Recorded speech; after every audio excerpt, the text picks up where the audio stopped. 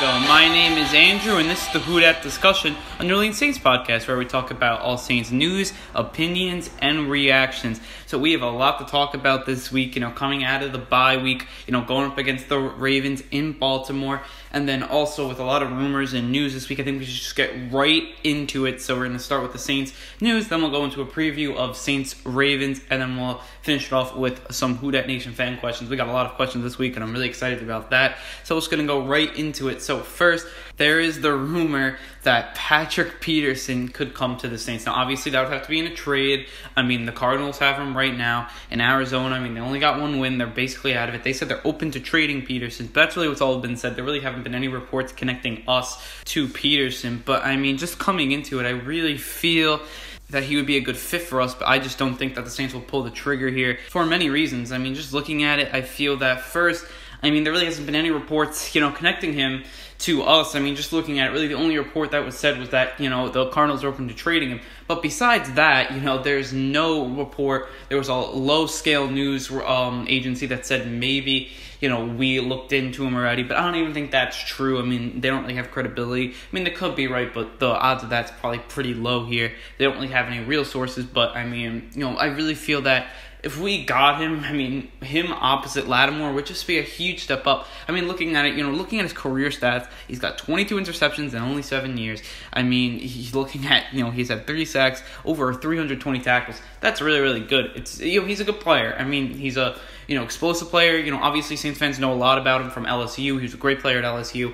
To me, he's just got elite talent that when you put that opposite Lattimore, it's going to make our defense a big step up, and that's nothing to do with how the bad Kenny Crawley or PJ Williams, but because I feel like they're getting better. But if you have a chance to add this talent, I think you should do it. But I don't think the Saints will pull the trigger, just for many reasons. Number one, I think the money is a reason.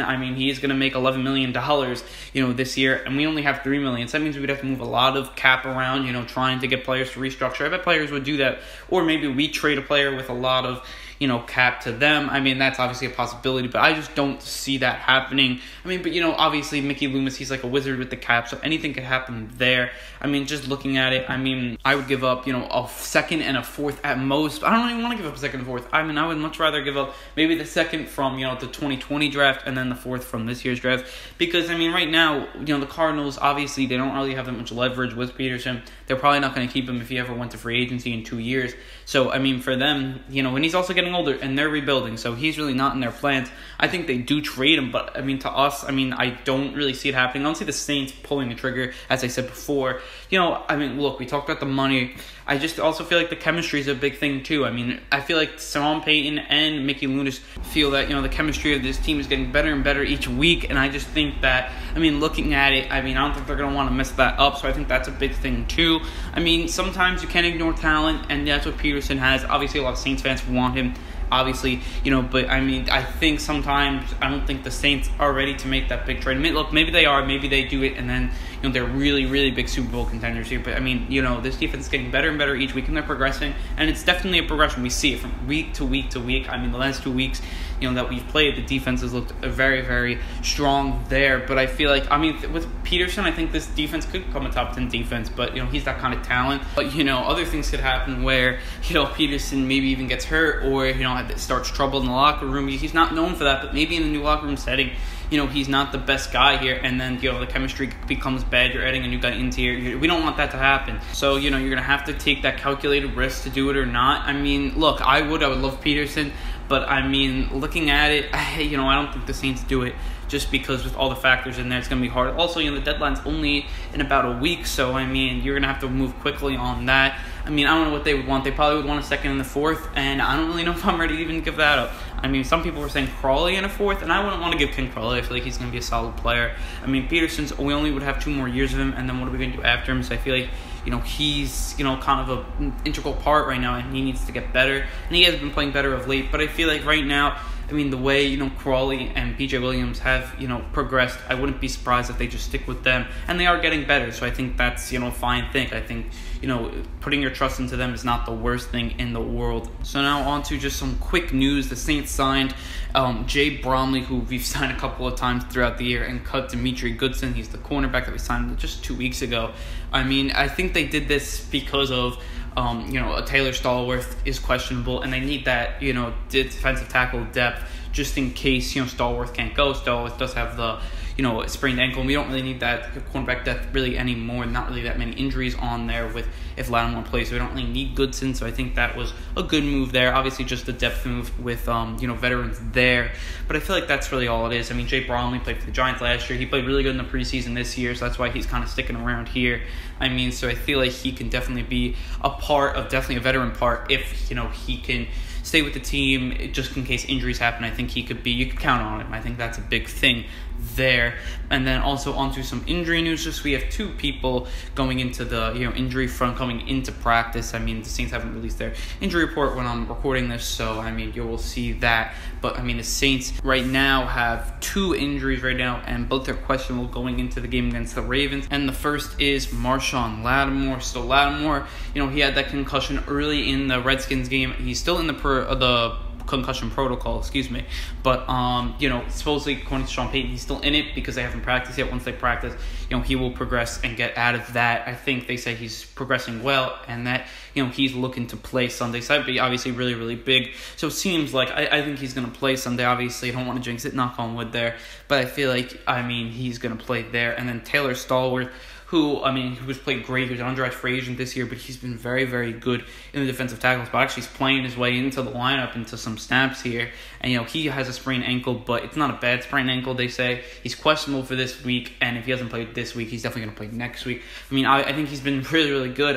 Definitely, teams should have drafted him. They passed up on him, and now they're paying for it now. I feel like, he could be an integral part to this defense this year. He really has been so far. He's been great against the run. He's also, picked up a fumble. He's done a really, really good job there. But, I think if he doesn't play, it's not the biggest of deals. Our defensive tackle depth is really, really good with Onyemata, Tyler Davidson, and Sheldon Rankins. Sheldon Rankins obviously having an amazing season there. But I think that wraps up with injury news. And then let's just go right into talking about some Saints Ravens talk here. So first we're going to start with some notes, and then we'll go into the storylines, and then we'll go into the position preview. But first we'll start with some notes. So the Ravens are the only team that the Breeze hasn't beaten, and she's only one of two teams that Sean Payton hasn't beaten. So going into this game, I think it's kind of a big game to get that, jinx out of there, get that, kryptonite out of there, and have a really good game coming off the bye. I feel like that's a big note, just to note that, this is the only team the Saints have really had trouble with them, and really the Broncos are another team that we haven't beat. So looking at that, this is, going to be a tough game. I really think we've had trouble with them over the years because we've had physicality issues in the past. I think this year we've changed that, but we're going to have to go toe-to-toe with them and, be very, very physical with them. I think a key to this game, which we'll get in a little later, is to win in the trenches. I feel like that's going to be a big thing for this team. Can we really keep on winning the trenches? Because we have been winning the trenches all year, so I think that's going to be a really, really big thing. Even the game we lost, we were, very, very good, at protecting Breeze and, stopping the run for the other team, even though we weren't really getting pressure in that first game, but we still did a good job in the trenches. I think we're going to have to do the same thing, against the Ravens. I think that, we've done it all year, and we're going to have to keep on doing it, and this is really the first test for this team, because this is a very physical team we're playing away. So this is going to be a really big, task for this offensive line and defensive line to help, get and disrupt Joe Flacco and sack him and, stop the run with, Alex Collins, Jarius Allen. And then, what you're also going to have to do is you're also going to have to then protect Breeze because, they've had the most sacks in the league, this year. So I think that's going to be a big factor in this game. But on to our next note, and that is that, the Saints are 6-2 coming off a bye since 2009. That's obviously really, really big note there because the Saints are able to, really get rested up and play a really, really good game, not play sloppy, not play tired, like they haven't played, you haven't really stopped momentum going into a bye week. That's obviously really, really big as well. So it seems like we have that formula to win coming off that bye week. That's obviously a really, really big thing there. And then also our last note is that, Baltimore has the most sacks, of a quarterback, in the whole league, with 26 sacks. And, the next team, close to that is, the Pittsburgh Steelers, and they only have 22 sacks. That's 4 sacks. That's like a game difference. So the way they've able to, rush the quarterback, we're going to have to stop that. Obviously our offensive line's been, top 2, top 3 in the league, and that's going to have to continue, and we're going to have to play elite. Their pass rush is elite. You got to look at it. They've got a lot of young players. You got to just look at it from there. They play that 3-4 defense, so they have a lot of guys, obviously from Terrell Suggs, who's been really good, then to Brandon Williams, Michael Pierce, Brent Urban. These guys have just been able to rush the QB and have a lot of success there. I mean, looking even at C.J. Mosley, who's a linebacker, he's such a good linebacker. So looking at, their linebackers and defensive line, they really have a very, very good front to rush the QB, and they've done really, really good. So it's going to be a huge test for our offensive line there. I think that's going to be a really, really big test there. I think it's a big note. Now, on to the storyline. So how are we going to do coming off the bye? I think we obviously touched on it in the notes. I think we had that formula. I mean, it's really coming off to it. I think it's going to be really, really big is to keep that momentum from the 4-game winning streak before the bye. And you're going to have to come and play really, really good after the bye. Play well rested and play, ready to win the game. I think this team will be ready to do that. And I think it's good we're well rested going into this physical battle. It's going to be a very, very physical battle. And I think that, we're going to be able to go toe-to-toe with them. I think that our team in the last 2 years has played much more physical, that we can go up against these teams. And I think that, this is the team that I think will be able to win on the road and win at home. I think they have the formula to do that. Obviously, with the running game, we're going to have to run the ball really, really good in this game. Slow, not even their offense is not really that good. Slow their pass rush down. I think it's going to be really, really big there. But I really feel like that's what is coming off the bye. Can we play energized instead of playing, let down and playing like we're tired, and we don't have any momentum. We got to play with that same momentum from the last 4 games there. Then also, how is the improved secondary going to play? Obviously, this week, the Ravens don't really have that many weapons. Michael Crabtree played really, really good last week. And Willie Snead and old friend there. But besides that, they don't really have much, firepower, in the receiving game there. Look at their running backs. I mean, they have Buck Allen who catches it. Besides that, they don't really have much, from the receiving standpoint. So I think our secondary, we're going to be pretty, strong there just because, I think if Lattimore plays and goes up against Crabtree, Crabtree's not amazing. And then really after that, it's really your slot guy, Willie Snead, and we'll have to stop him there. But besides that, I mean, looking at tight ends, we'll be able to stop tight ends really, really good. They have Mark Andrews, who they got in the draft. He's a good receiving tight end, but I feel like, this is going to be a big game for this secondary to have another really good game. I think that's what they need. Even if they're going up against bad, wide receivers or not that explosive players, it's good to just, have a good game, have your confidence up, and get, wins like that. I feel like that's really, really big. If they can win this game because of, the way the secondary plays and they're stopping Joe Flacco throw the ball, I think that would be a, huge confidence booster for the secondary. Now, look, I don't think the secondary is going to be the reason we win the game, but I feel like, coming into this game, if they can be a part to win that would obviously be really, really big there. And on to our third and final storyline is, are we going to be able to keep Brees clean? Obviously, we talked about it, just in the notes, but I mean, this is a great pass rush, as I said. And that, this offensive line coming up, our offensive line has been very, very good, from right to left. With the right tackle, we do have, Ryan Ramczyk, right guard, Warford, center, Unger, left guard, Andrews Pete, who's been able to stay healthy the last couple of games. Obviously, knock on wood there. Hope he can, he can keep that healthiness going. And then also, left tackle has been amazing. Taron Armstead, he's actually rated the best offensive lineman in, this whole season. I think that's obviously really big. He had that potential, and now he's really showing it. He hasn't got injured yet, again, knock on wood, but I feel like that, if they play up to their, level they can play at, Brees is going to get protected. Maybe they can make it some sacks, especially on the road, in Baltimore. It's a tough place to play. It's not the easiest place to play. It's going to be probably cold. I mean, so looking at it, I mean, yeah, Brees is probably, in the passing game in general, is probably not going to be as explosive as it is in the dome. That's just the way it is. But I think that we're going to be able to run the ball really good. And, and their run defense hasn't been as good as their pass defense. So, Kamara, Ingram, we're going to probably have to lean on them, obviously with Brees. But if, we can run the ball really good, set up the play action, that's going to make it much easier on Brees. Brees is playing at the top of his game right now. Really, I don't think any quarterback's playing better. So I trust him to have a really, really good game here. But if he doesn't, and I feel like this running game could help him. And that's going to be aided by the offensive line as well. So, I feel like the offensive line is going to be key here. I feel like Brees, I mean, if he keeps clean here and they don't give up a lot of sacks. Now, if they give up 1 or 2, it's not a big deal. But, you can't give up like 11 like the Titans did last, week. So I feel like we come into this game, we play strong, we play our football, especially with the offensive line. They give Brees time. Brees can throw those routes to Thomas across the field, those crossers, or, those deep crossers. Or he can throw, the seam route to Ben Watson. I think Ben Watson against his former team could have a really big game here. I think he's going to be like the sleeper type of player. I also think Traquan Smith's going to be in the game as well. I think he's going to take over Gin's spot by the end of the year. I really feel that. I want him to take Ginn's spot over there in the year. Ginn has not played that good this year. I mean, I like Ted Ginn. He played really, really good for us last year. I thought he was going to be just as good this year, but he just really hasn't. Drops have came in that came in earlier in his career. And also, you got to look at, how the electricness of his, running and how fast he is. It's gone, really. It's not fully gone because he's still running the ball down the field. But even when Breeze tries to throw the deep ball, he's not getting any separation, and Breeze, I mean, that's a hard throw. If you're throwing the ball 50, everyone says he can't throw the ball deep. I think he could, because, when you're throwing the ball 50 yards down the field and, has to be in a perfect one spot, it's hard to do that. I mean, it's different when it's 30 or 15, but he's not getting enough separation on that deep ball. Traquan has, and, his really only opportunity, so I think you got to put him in there, see what he's got there. Also, Cameron Meredith, I think, is going to become a more integral part. Someone just dropped him in my fantasy league, so I picked him up. That was obviously really big there for me, because I think he's going to get more into the game there, but we'll get on that a little later. But I think that's all it for the storylines. Now let's get on to our group-by-group preview, and then we'll start with QB. So here it's Drew Brees versus Joe Flacco. So first, you got to look at Joe Flacco as really, he's an average QB. Average. I think that's what he is. He hasn't really given any weapons in the last couple of years. The last time he was really electric was when they won the Super Bowl, but since then he hasn't really been very, very good.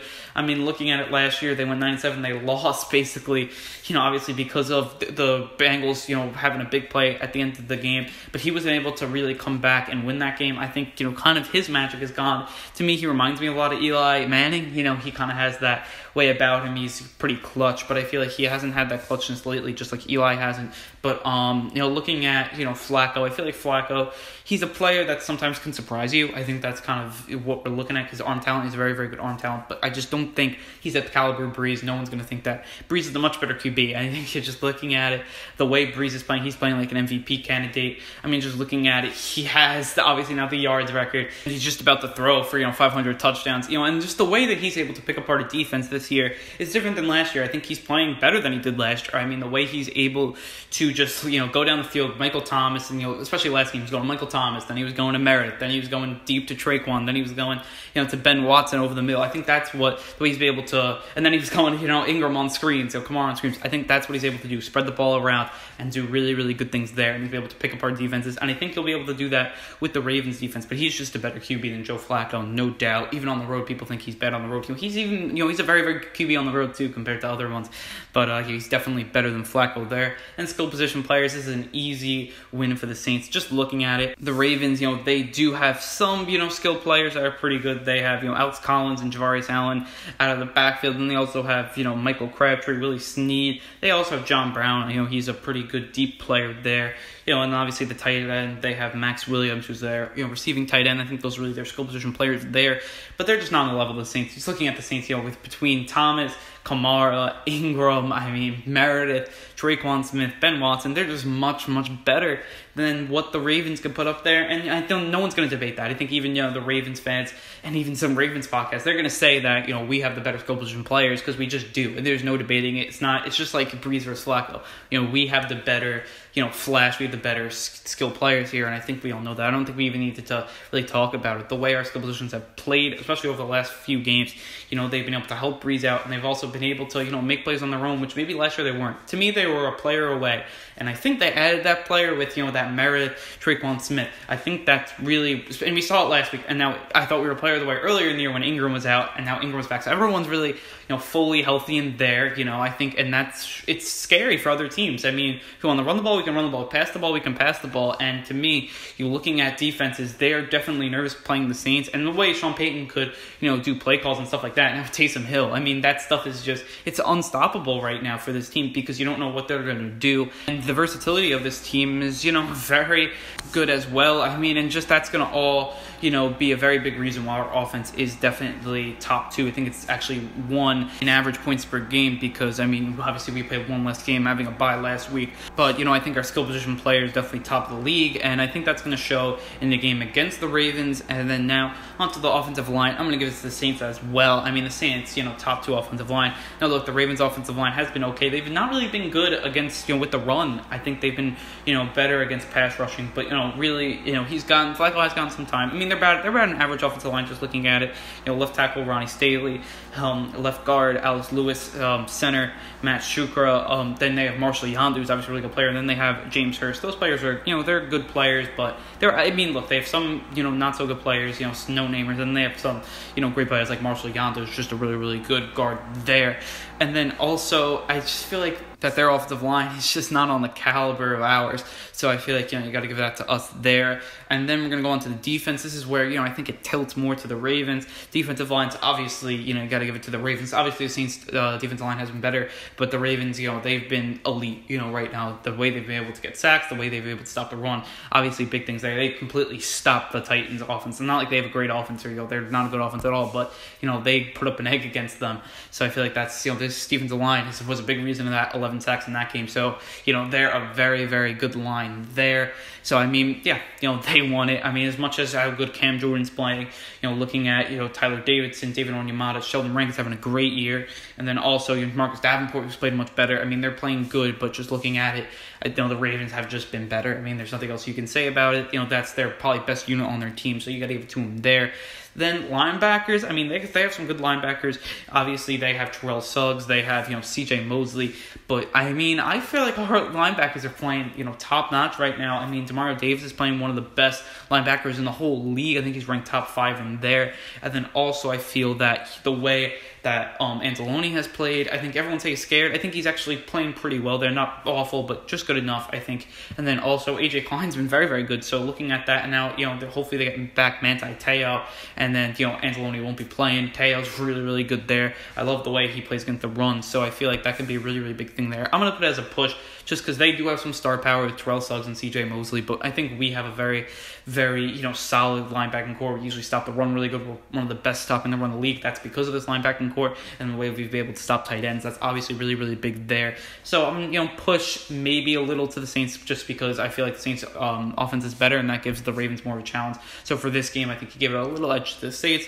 And then the secondary, I think the Ravens just win this one. Just looking at their secondary, they have, obviously with the safeties are really, really good with Eric Weddle, Tony Jefferson, and then their cornerbacks are Jimmy Smith and Marlon Humphrey. They also have Brandon Carr in the slot there. And that's really, really good. That's just, it's a good, solid secondary there. And, I think our secondary, I need to see a little bit more before I'm putting out, at better than other teams. Because right now this is a solid secondary, and I don't think ours is at that solid range yet. We played much better of late, playing a little more conservative, which I really like, playing the zone. That's really big there.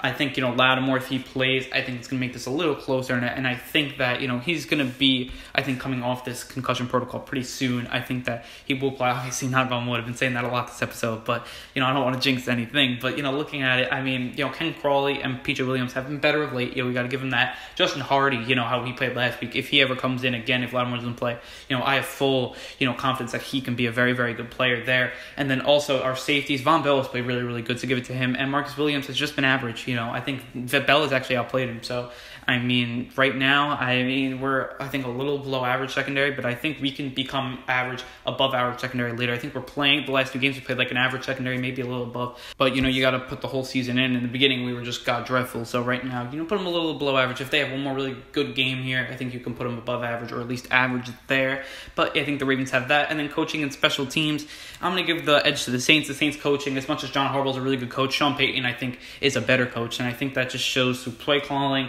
also getting his guys ready to play, and also how the Saints are able to get momentum. I think that's really because of Sean Payton and how they're preparing for Sean Payton. John Harbaugh's a really good coach, but I think Sean Payton's better there. And, and this is in the group of this coaching. I'm also going to put special teams in there. And special teams, I'm going to give the edge to the Saints just because I feel like we have a little more firepower with Taysom Hill and Justin Hardy, been really, really good special teams players. Obviously, they have Justin Tucker, who's one of the best. He's the best kicker in all of football. But, Will Lutz has played really good. I think he's just as good as a kicker right now, how he's playing. Obviously, he missed an extra point. Besides that, he's been really, really good there. And then also, you got to look at, their punter, Matt Cook, has been good, but I think Morstead's better. And then I feel like our returners are better than theirs. But, that's really what you got there from special teams. So, on to some score predictions. And I feel like this is going to be a close game. It's going to be well fought.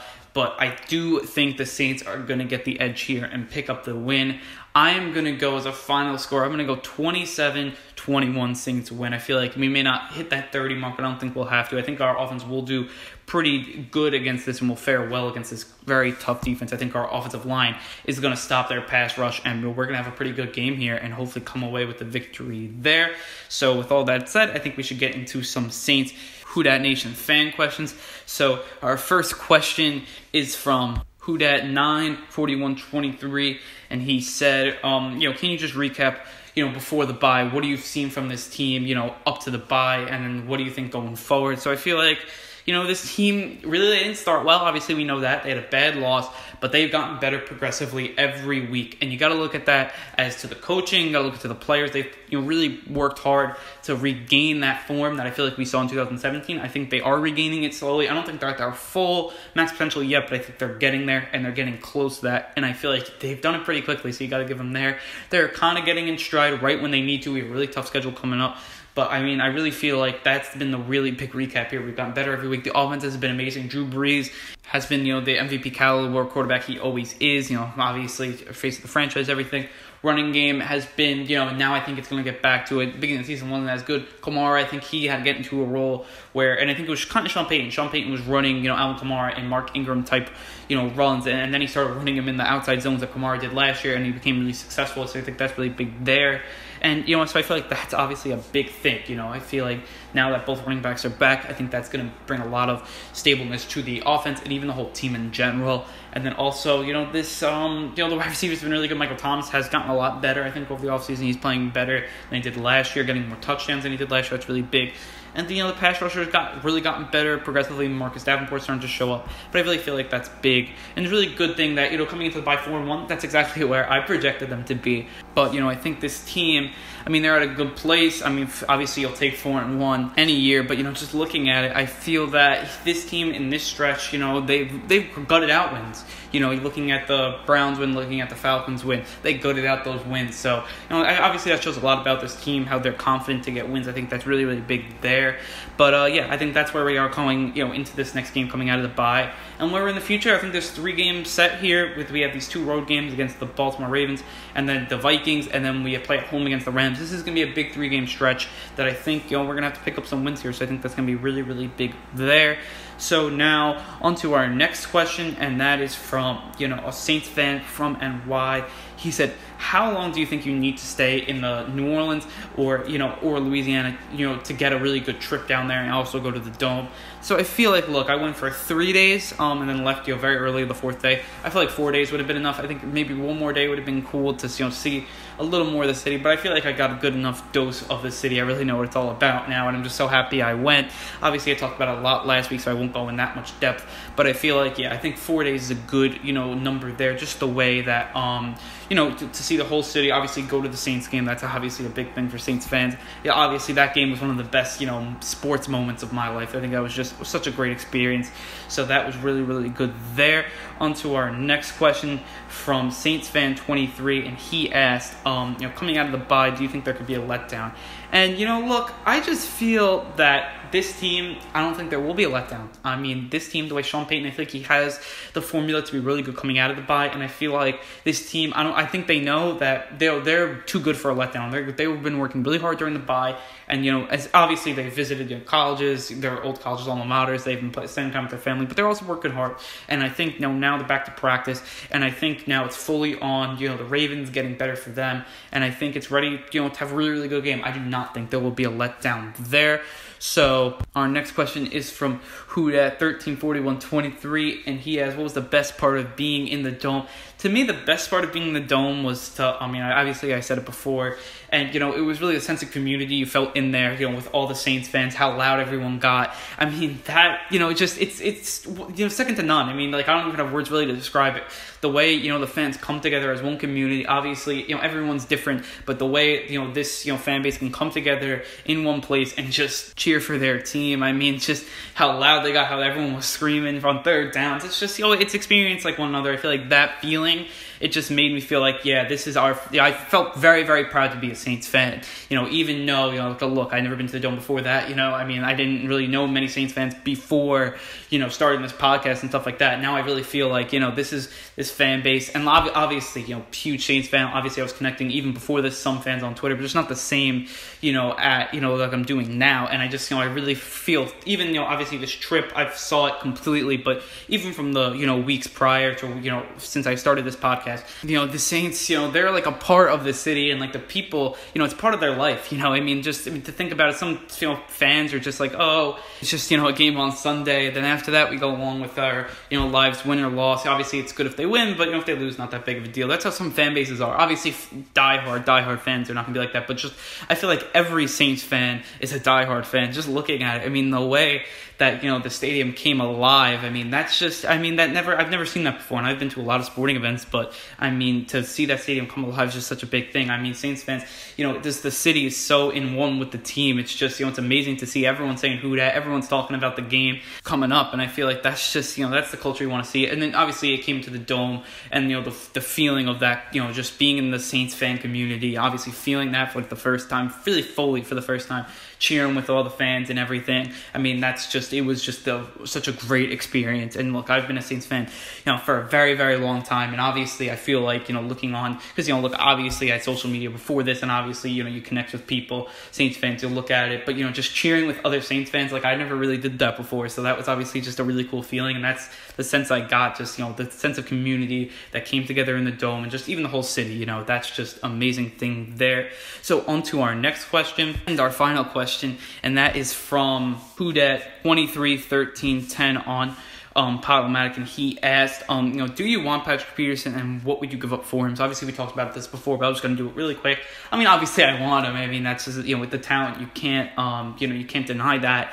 And what would I give up for him? That's where, if we're going to give up, second rounder in the first from the next year, I wouldn't do that. I'm not, just loving Patrick Peterson and wanting him fully. But I feel like, if we can give him, I would just love to do, and this is what I'd be really okay with, giving the second from the 2020 draft and the fourth rounder next year. I think that's going to be where I want him at, and what price I want him. But look, I'd be fine if they give up the second next year and really just blowing up that draft, if that brings us far into the playoffs. So I feel like that's going to be a really big thing there. And obviously Peterson's not just under contract for 1 year, so he's got a couple more years after this year, so obviously that's really, really big there.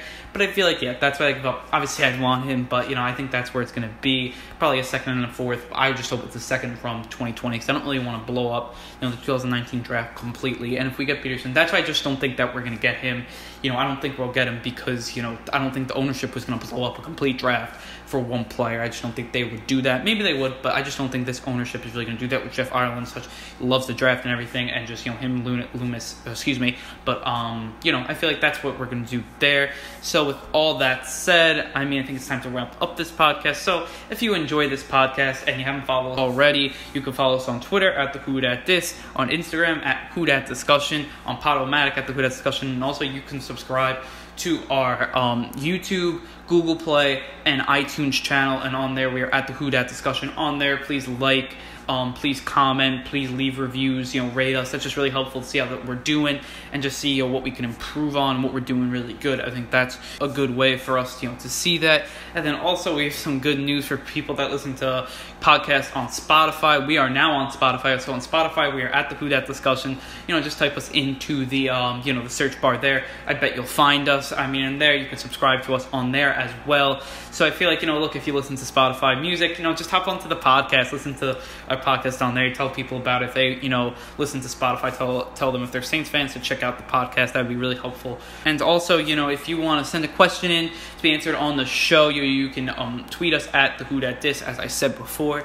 You can comment on any of our videos, or you can email us at thewhodатdis@gmail.com. Do any of those stuff. We'll definitely answer your questions. And if you don't want your question to be answered on the show, I'll answer it for you, through the email, or, on the comments, just, tell me that you don't want it answered, and I'll, just answer you right back right away. I've had a couple people do that, so I just want to say that on the podcast. And just one more thing, if you like this podcast, please share it. You can share it on Twitter, Instagram, YouTube, really anywhere. That would just be really helpful for me. We are growing at a, good rate. I feel like, our last episode was one of the highest, viewed episodes of, the WhoDatDiscussion. That's obviously really, really big. So I just wanted to say thank you to the Whodat Nation for, listening and, commenting and doing all that great stuff. We've had a lot more, talk to the fans of late. We had a ton of questions this week. That was really, really cool. So I think that's just all really good stuff. Whodat Nation's been so kind to me, and, just starting this podcast, and now it's, popularity has grown since the beginning. I just can't believe that, it's grown this much. So I just got to give it all to the Whodat Nation. Just thank you guys so much, because it really means a lot to me.